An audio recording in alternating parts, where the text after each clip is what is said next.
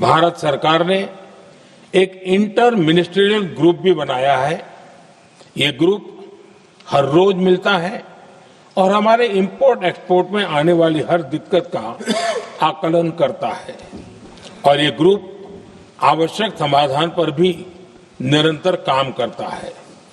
मुझे पूरा भरोसा है कि सरकार और इंडस्ट्री के साझा प्रयासों से हम परिस्थितियों का बेहतर सामना कर पाएंगे।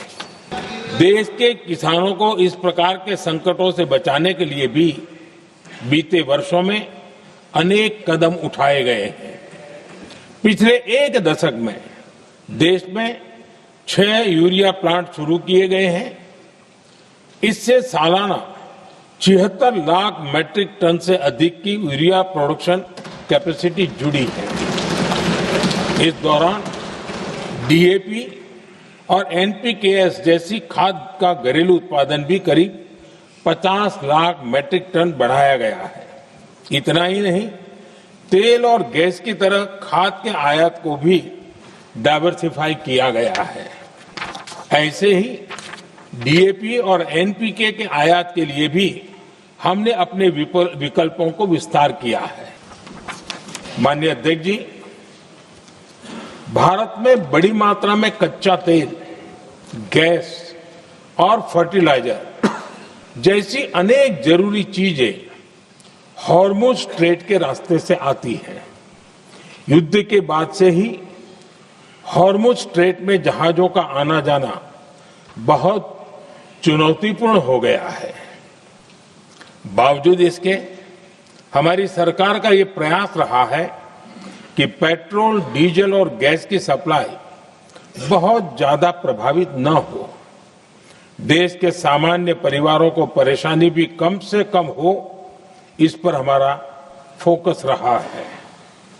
हम सभी जानते हैं, देश अपनी जरूरत की 60% एलपीजी आयात करता है।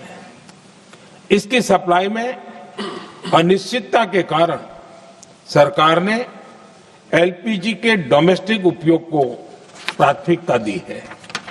साथ ही एलपीजी के देश में ही उत्पादन को भी बढ़ाया जा रहा है। पेट्रोल, डीजल की सप्लाई पूरे देश में सुचारू रूप से होती रहे, इस पर भी लगातार काम किया गया है। आदरणीय अध्यक्ष जी, हम जानते हैं कि एनर्जी आज इकोनॉमी की रीढ़ है और ग्लोबल एनर्जी नीड्स को पूरा करने वाला एक बड़ा सोर्स वेस्ट एशिया है। स्वाभाविक है कि दुनिया भर की अर्थव्यवस्था वर्तमान संकट से प्रभावित हो रही है और भारत पर इसका कम से कम दुष्प्रभाव हो, इसके लिए निरंतर प्रयास किए जा रहे हैं। सरकार इसके शॉर्ट टर्म, मीडियम टर्म और लॉन्ग टर्म ऐसे हर असर के लिए एक रणनीति के साथ काम कर रही है। आज भारत की इकोनॉमी के फंडामेंटल्स मजबूत है, इससे भी देश को बहुत मदद मिली है। हम हर सेक्टर के स्टेक होल्डर्स के साथ चर्चा कर रहे हैं। जहां भी जरूरत है, उस सेक्टर को आवश्यक सपोर्ट दिया जा रहा है। अध्यक्ष जी, आज की इन परिस्थितियों में एनर्जी सिक्योरिटी को लेकर बीते एक दशक में उठाए गए कदम और भी प्रासंगिक हो गए हैं। भारत ने बीते 11 वर्षों में अपनी एनर्जी इंपोर्ट का डाइवर्सिफिकेशन किया है। पहले क्रूड ऑयल, एलएनजी, एलपीजी ऐसी एनर्जी जरूरतों के लिए 27 देशों से इंपोर्ट किया जाता था।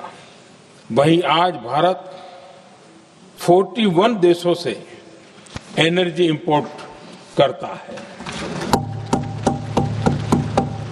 अध्यक्ष जी, बीते दशक में भारत ने संकट के ऐसे ही समय के लिए कच्चे तेल के भंडारण को भी प्राथमिकता दी है।